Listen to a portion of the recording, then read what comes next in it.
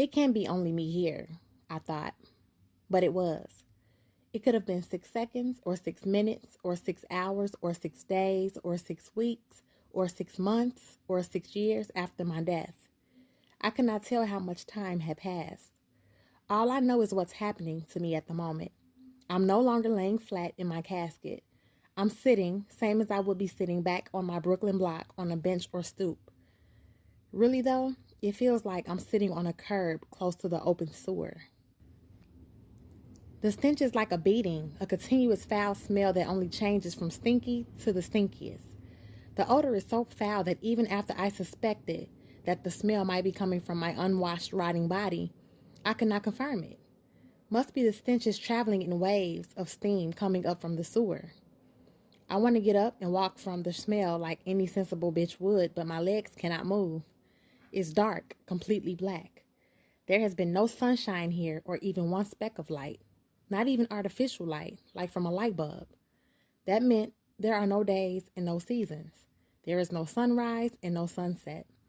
I could say it's like nighttime all of the time where I am now. Even that would be a lie though. Down here there is no moon and no moonshine and not one single star. So it is unlike nighttime because there is no night shine. Instead of the rotating earth and the alternation of days and nights, instead of a moving sky or clouds or even rain, snow or hail, thunder or lightning, there is none of that, just deep blackness. There is only the threat of the unexpected. The stench is the only permanent thing. Could be 6 months worth of odor from my period blood, my poop, my urine, and my sweat combined. Even the thought of that stinks.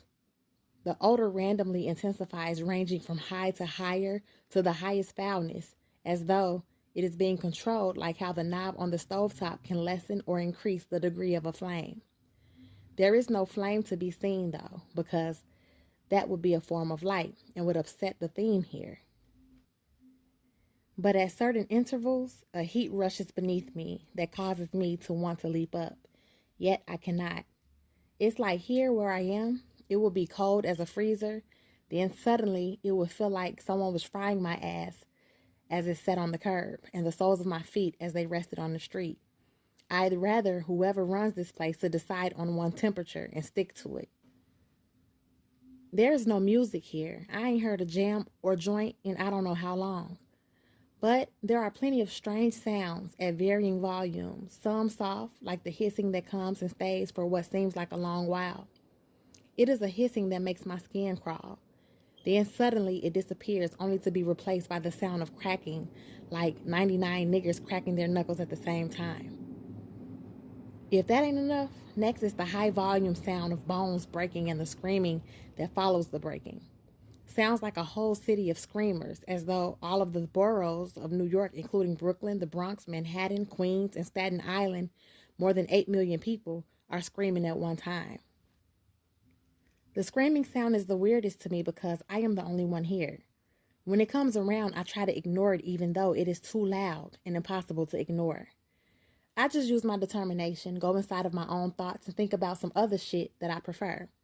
Once the screams cease, I'll hear something like grinding. It is kind of like the sound of that annoying drill that the dentist uses. It's like a million people getting dental work done at the same time.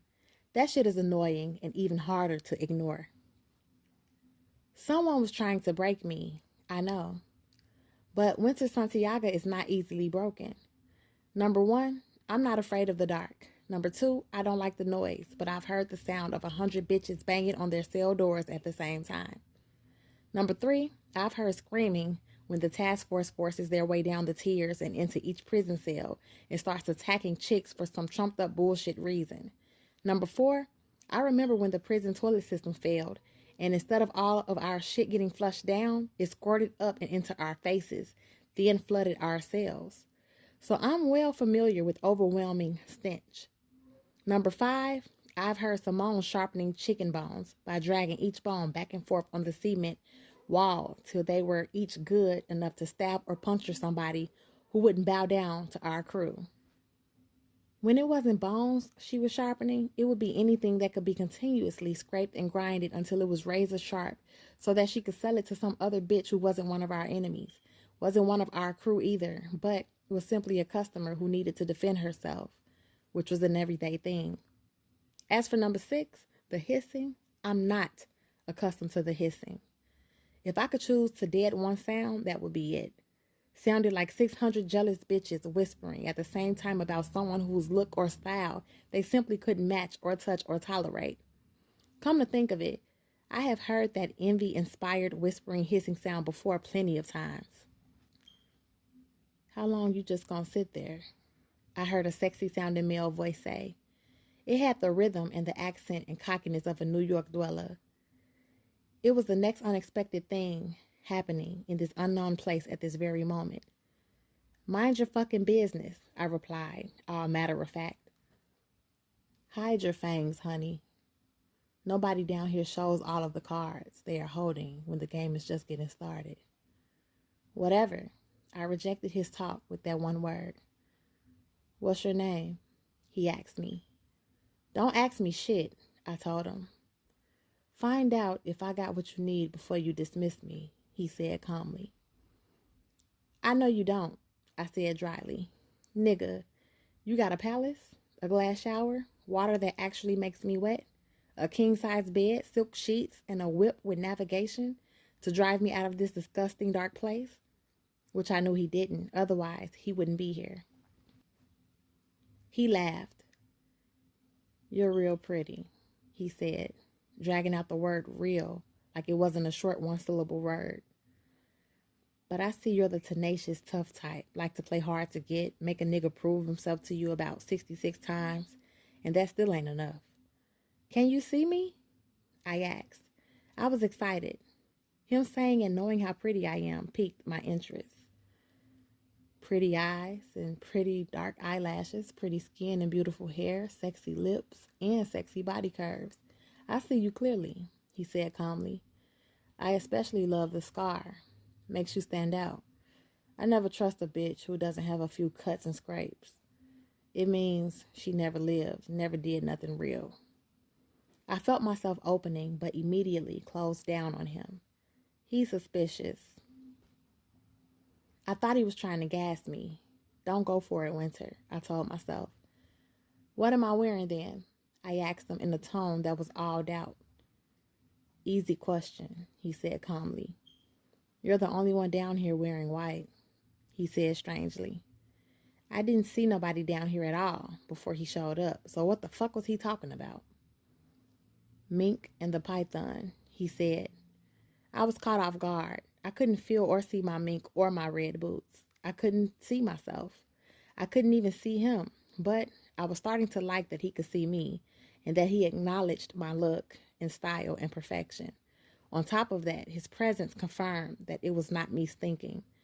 It must be this atmosphere because no nigga is going to pull up and kick it to a bitch that smelled like trash mixed with old rotting pussy. What do you want? I asked him with less stress in my voice. That's the question I am supposed to ask you, he said confidently. What are you selling? I asked, knowing full well ain't shit free. Exactly what you want and need, he said, then added. Things that you need to have down here that money can't buy. You gotta just know somebody who knows somebody, he said, sounding like an old Trick Daddy joint. How would you know what I want and need? Let me take a stab at it, he said. You need light? And as soon as he said that, a 6-foot flame shot up across from me that caused me to lean back. I was so freaking happy to see something, anything. But I played it cool while I let my eyes adjust to the brilliant flame so I could use it to check and see exactly what he looked like. Could be his voice is sexy masculinity, but he was not. I wasn't going to just let some fat, bald, old, short pussy guy push up on me in the dark and expect me to flow with it just because he made a fire. The red flame turned blue. The blue flame emitted black smoke. Out of the smoke walked a 6-foot-tall, more than handsome black beauty, a chiseled man who flicked the flame off of his muscular left shoulder. It fell to the ground and became a lamp that allowed me to look him over even more carefully. I surveyed him with my game face on. All that time sitting in darkness, I had not needed my game face. Now it was on and popping, even though I didn't visibly react. "Stand up," he said, extending his hand. I didn't give him my hand. I didn't want him to know my handicap. My legs didn't move anymore, so I remained seated. Suddenly, the entire black atmosphere, minus the flame lamp, turned green. I was so accustomed to the blackness that I stared for what I guess was a minute at the green gas-like substance replacing the black. I was thinking, if it's not blacker than night here, then it's supposed to be either bright like sunlight or blue like the sky. I recalled the sun and the sky. It had not faded from my memory, so the now green backdrop threw me off. To break my stare, he leaned in and grazed my legs with his fingertips. Instantly, I could feel them. Yes, I can feel both of my legs. I extended my hand. When our fingers interlocked, he pulled me up into him as smoothly as though I had not been sitting there paralyzed for 6 months or 6 years. "And you need a man. Not just any man. You need me," he said. I could feel my pussy pump even though he was spitting a corny movie line. "Let's go," he said. Of course, I'm game to get the fuck out of here no matter where we are going next, long as it isn't here. We started running hand in hand. I was thrilled that my thighs were moving and I could feel my feet hitting the pavement. I was even more excited to have a companion. I don't trust him, but he gave me the gift of light and made my legs work, so fuck it. I'm giving him the benefit of the doubt. Suddenly, a strong wind of the prettiest perfume I ever smelled came breezing through like a powerful hurricane that made it more difficult for us to run. It pushed us both back a bit. The expensive and enticing scent completely replaced the foul, severe sewer odor. As we ran against the force of the perfume wind, a sexy lavender sky appeared overhead. So sexy, I stopped to watch. He pulled my hand and said, "Don't stop if you want to ever get out of here." But I had to stop. I haven't seen colors in what felt like 100 years. The lavender sky opened up and began spilling some sparkling stars that were like diamond raindrops. The stars formed into the outline of a feminine figure. I was caught up by the design of it all. Then the unexpected happened. Although I shouldn't have been surprised, I am. "Come on, don't pay her no mind. She's my ex," he said, about the 16 years young, vibrant dime when she walked out of the diamond rain. How can I ignore a bitch made up of stars? That's some new shit. Besides, she looked like me at 16. I could see that Santiago beauty blood running all in her. Had me confounded. Was she Mercedes or Lexi? No, why would any one of them be down here? Maybe one of them did die, and that's why the two midnight suns were fighting over the only twin left alive. But if one of the Santiago twins had died, wouldn't I know it? I am their sister, so of course I would know. Unless they were planning to tell me after my prison release to keep me from feeling pissy going into my big reality show debut. Yep, that's what happened, I convinced myself. I knew that a bitch like me who did more than a decade bid only really had word of mouth, gossip, and rumor from the streets to rely on. No details about what was actually going on with my own bloodline behind closed doors, except for Santiago, who was locked the same as me. "She's the police. Don't be fooled by her. She fooled me one time," he warned. He didn't have to tell me twice. We ran off for what felt like a long distance. He jumped into a black Jaguar. I heard a female voice calling me back. It wouldn't have mattered to me none. The police always say some shit like, "It's the police, freeze." But in this case, the powerful feminine voice had called out only one word: winter. The volume and intensity of her voice, and the now repetition of my name, and just the fact that she even knew my name, sparked my curiosity. Although it couldn't and didn't stop me from jumping in. He pulled off. Since the jack windows were tinted, I instinctively turned to look out of the rear. I still couldn't see anything. The atmosphere had turned completely black again. I could hear whipping winds that howled like a wind war. The winds were so forceful that they rocked the ride from side to side even though it was speeding forward. He didn't react to the rocking or the darkness or the deafening wind whip sounds. Instead, he was leaned back in his driver's seat like a real hustler riding dirty, chilling so hard as if it was just another day in his neighborhood. He turned on the radio without reaching. Music, finally. It was the provocative and arousing instrumental track to the song When Doves Cry by Prince. I pictured him in my mind. Prince was not the style of man I would want to fuck, but he is king of those guitar strings. Furthermore, he is hands down definitely one of the rare ones who got that thing. You trying to burn a hole into the side of my face? He suddenly asked me. I must have been staring. I was digging his carved up arm and the way his strong hand held the steering wheel. Of course, I was checking him out thoroughly and examining his whip. Couldn't believe he had the new joint. I had read about the Jaguar XJ. The timing caught my attention. Both me and the car released in 2010.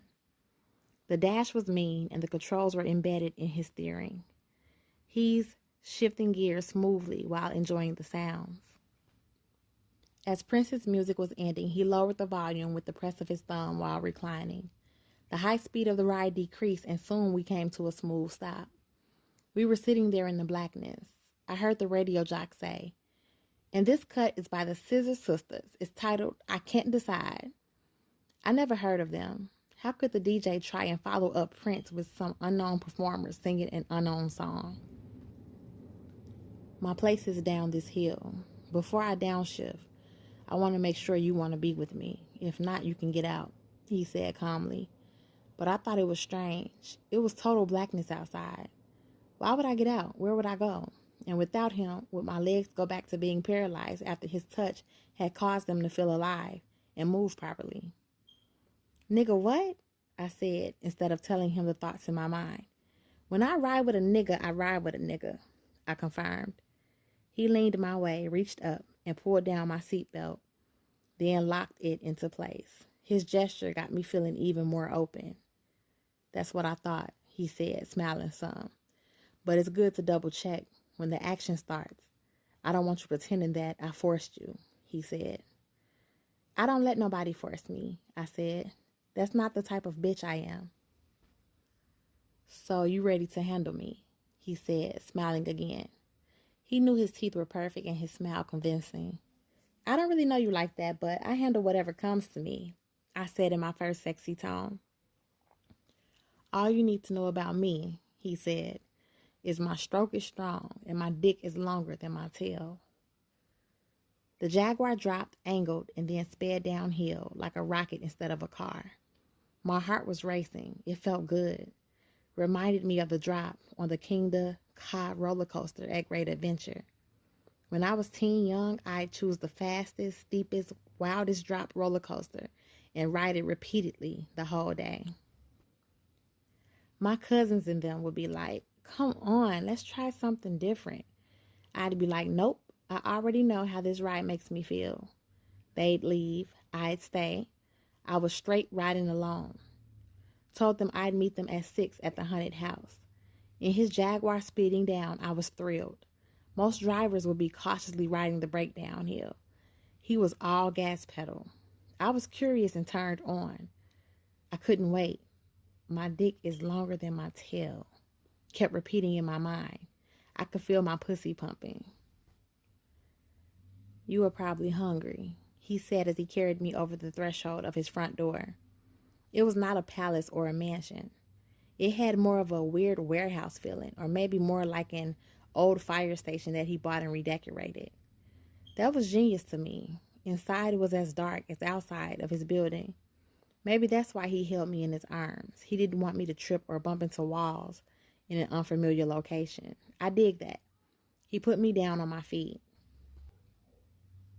Stay there, he said. I didn't reply, just waited. The area suddenly lit up. It was a flame, though. A torch on top of a metal pole that was cemented into his hard-top floor. That's crazy, I laughed. Fuck the utility companies and power bill.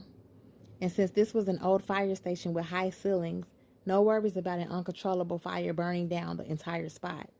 Only thing is, with the flame, I could only see but so far. I hoped he didn't want to do what we were about to do in the dark. I like to see my man's muscles moving, the expression on his face and in his eyes, especially the desire as he admires me, my look and my body. We'll fuck first, he said. Fucking is better when both parties are thirsty and starving to death, he chuckled. He's bold, I thought, a take charge type of nigga. Usually I'm in charge, but I liked his rough style. He approached, removed my mink, and dropped it right on the floor. He picked me up again, then sat me on the mink and began carefully removing my red python boots and sat them together to the side. He began massaging my legs. Ooh, that felt nice. He tore my Chanel dress right off of me as though it was made of silk and not the thick, luxurious brocade. I like that his desire for me makes him too impatient to search for a zipper, a string, or a set of buttons. He got a Jaguar in a strong house, so I'm telling myself to disregard that he ripped up my $6,000 custom Chanel made just for me. I should shower first, I said softly, like I was some shy bitch. Hovering over me, he ignored me for some seconds as he pressed his nose into my armpit and inhaled deeply.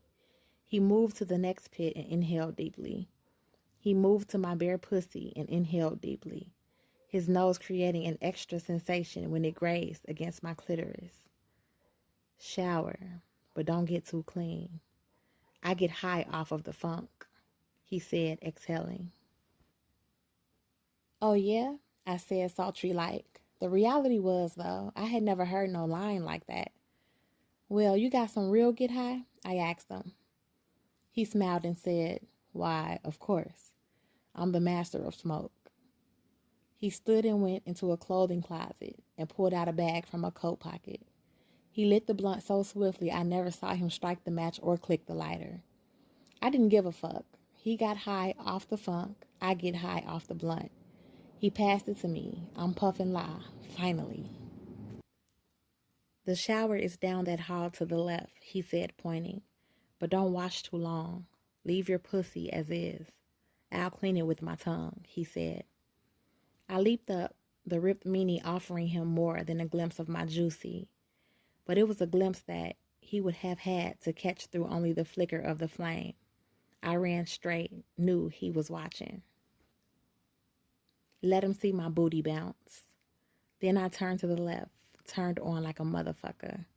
In the warm downpour of the first water that I could actually feel while cleansing my body, my feelings towards this nigga began to multiply. He had brought feeling back to me after death. Said he preferred his woman to have a few scars. He made me able to walk when I had been stuck seated by the sewer inhaling something fouler than sewage. He fastened my seatbelt, carried me into his home, gave me my first after-murder blunt. And now he had made it possible for me to shower and not be some strange, invisible, waterproof bitch. When I finished showering, I couldn't find no towel in his dark bathroom. So I stepped out cautiously, dripping wet and butt naked. When I did, there were now 12 flames up high, each atop of a metal pole. I didn't see him, though. However, I could see his fantastic gymnastics bedroom that was out of this world. It was not expensively designer decorated. It was not made of sterling silver, platinum gold, or even pearls. It was made only of sturdy steel. What made it dope, though, was its uniqueness. This nigga had a huge bed covered by a black silk duvet, black silk sheets, and 6 black silk pillows that were not too fluffy. That was all high-end normal, but what made it ill was the bed was enclosed by a network of monkey bars. The same monkey bars we had in city parks, except his was much wider and taller and more intricate. The mattresses sat in the middle. The bars ran high up to the high ceiling overhead and to the left and right and front and back and side of his bed. It was elaborate. In big city parks, the monkey bars were made for a bunch of kids to go climbing and swinging all at once. But his bars were higher and stronger and apparently made for one man, him. I walked around amazed by his setting and slowly searching for him. I was turned on by his hide and seek. The heat from the flames soon dried off the droplets of water from my shower. My skin was warming. When I rounded the back of the bars, I looked up. He was hanging up there naked. No, he was doing chin-ups on a metal chin-up bar, and his dick was definitely longer than his tail. Now all I craved was to feel his strong stroke that he guaranteed he had. He must have felt my feelings. Grab hold of both my ankles, he said as he lowered his body overhead where I was standing. I did. He restarted his pull-ups with me holding on like crazy beneath him. After 6 pull-ups, my fingers began to slip. He jerked his body sideways, which threw me down to his bed. I loved the feel of the fall. Beneath the silk duvet, his mattress was not soft. He leaped down swiftly and flipped me over, face down. It felt like under the silk bedding, there were rubber thorns. Next thing I know, this nigga got his nose pressed deep into my ass. Both of his hands were pulling both of my butt cheeks open. He withdrew his nose and hands and then laid on top of my back. You overdid it, he whispered in my ear. The asshole is too clean. I ignored him. I was concentrating on how good the weight of his body felt on my back and the rubber thorns felt pressing up against my front. He put his hands in my hair, massaging my scalp. All niggas do that with a bitch like me. They are each amazed that my silky long black hair is real and grown up from my scalp. Most chicks catch fever if a nigga even thinks about putting his hands in her hair, upsetting her glued in, stitched in, laced in, braided in weave. Massaging my shoulders, my feminine diamond cut back, my tight waistline, and my rump, he eased off of my body. Without leaving his bed, he slipped some kind of cloth around both of my ankles, and my body jerked up feet first. I was in a dangling upside down type of headstand. With both of his strong hands, he pulled my legs apart until I was stuck in an upside down split. When he had me in the position he obviously planned to have me in, he buried his face in between my thighs and began cleaning my pussy with his tongue. I didn't notice it when we was in his black jag, but his tongue was unusually long. It was sweeping into each area of my most intimate space. I was trapped in the good feeling he was making me feel. Then he sucked where he had been cleaning and held the suck until my insides bursted in his mouth. It felt so incredible.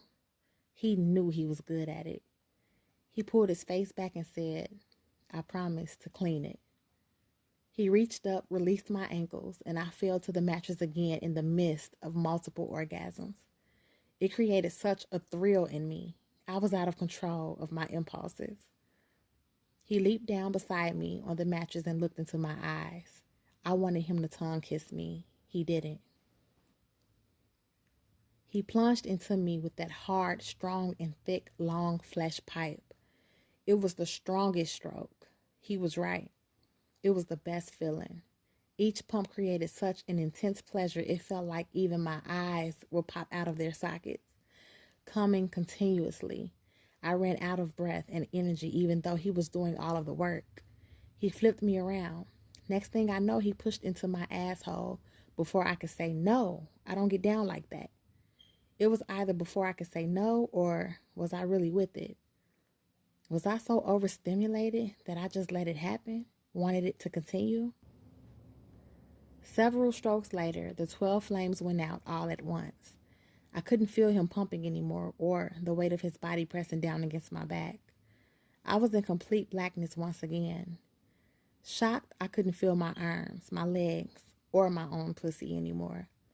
The feeling was not even numbness. Even numbness would have been a feeling. It was as though my arms and legs no longer existed. My body felt like it was just one long flowing thing without a sturdy spine. I need to get to a mirror, was my instant thought. Then I remembered that a dead bitch doesn't have a reflection. But hadn't he made me come back to life though? Didn't he give me limbs that feel and a pussy that pulsated? Didn't he say he saw me clearly and even described what I looked like accurately? So maybe I will see my reflection this time. But how will I find a mirror in the dark? And even if I find one, I still won't be able to see. How could my body move forward without legs and arms? Before I could formulate the answers to my own questions, I was crawling without legs or arms, fingers or toes. But clearly I was moving forward, searching for a mirror. I smelled something I had not noticed before. I lifted my head a little and felt lightheaded. I was realizing that now I was hungry. I had never been hungry since I was shot dead. My mouth involuntarily opened widely, then snapped shut solidly. I was chewing meat, soft bones, and blood. I was swallowing, satisfying my hunger on the floor, in a corner in the dark. A doorbell or a ringtone, I couldn't tell the difference, but I heard his voice answering. He wasn't on the floor where I was. He wasn't even on the bed where he and I had been, seemed like seconds ago. His voice was coming from way up high. He must have been sitting at the tip top of his monkey bars, or maybe he decided to do a few more chin-ups. How could he do more exercise after that thorough sexual workout? UBS, what's up? I heard him say rough, but gently, affectionately. His tone caused me to feel pissy because he wasn't speaking to me. You'll never know what's up, you filthy bottom feeder, a female voice answered back. Seemed like he had her on speakerphone, and I swiftly figured it was his ex. I know you love me. You're always prowling around my territory, he said coolly. The devil is a liar every time, she said passionately but calmly at the same time. What did you call me for? I know not just to disrespect my father, he said strangely. Your father can go straight to hell, she said hatefully. That's funny, he laughed genuinely. What did you do with my mother? She asked oddly. I thought it was bizarre, ex-lovers heated over their parents. You and I need to make a deal this time, she said desperately. Too late, it's over. If you don't want to come to my playpen, talk face to face in my bedroom, you and I will never have any deal to make or anything to discuss, he warned and invited her at the same time. Next, I heard the sound of fireworks, like on the 4th of July. I suddenly saw explosions of sparkles. That bitch must have been real mad, but if she wasn't here in his bedroom and she was on the phone, how did the fireworks happen? You sent your bullshit army of UBS to my crib? I heard him ask her. Why don't you step outside and check? Maybe I'm right here at your front door, she said. Next, I heard him swinging down on his bars. Was he that excited to see and welcome her in when me and him just finished fucking and I'm still here? I crawled till I bumped into one of the metal bars. I wrapped myself around it and crawled upwards. I paused to listen for where he had swung to, but I never heard his feet land or him walking across the floor towards his front door. You must be scared of my little bullshit army, she said after having not said anything for what I guess was some seconds. Now she was baiting him to open up his firehouse door. I was glad he didn't. Or is it that you're in there staring in one of your 6 mirrors worshiping yourself? She asked. She sounded bitter and a little bit crazy. Her words were followed up by a piercing whistling sound, and then a loud boom shook the firehouse fortress that seemed unshakable. It was like a bomb had been thrown through the roof and had exploded in the air. Instead of causing the firehouse to collapse into nothing but rubble, like how places on the TV news reports looked totally destroyed after a bombing, it lit up the entire inside with sun-bright light, much brighter than when the flickering torch flames were the only way to see. When it did, I could see everything that I could not see before. He was squatted on the bottom rung of his monkey bars, still nude and his feet perfectly balancing his powerful body on the bar even as the house shook. And in an instant, I could see his reflection through the wall-to-wall mirrors, which I had not noticed framed his large warehouse playpen. Strange thing was, I could see another reflection as I crawled his way. I was on my belly. When I moved, it moved. When I lifted my head, it lifted its head. When I stopped to stare at it, it stopped and stared back at me. Unexpectedly, because it was not something anyone would ever imagine is desirable or even possible. I, fully awake and with my same winter Santiago mind and thoughts, had turned into a red python.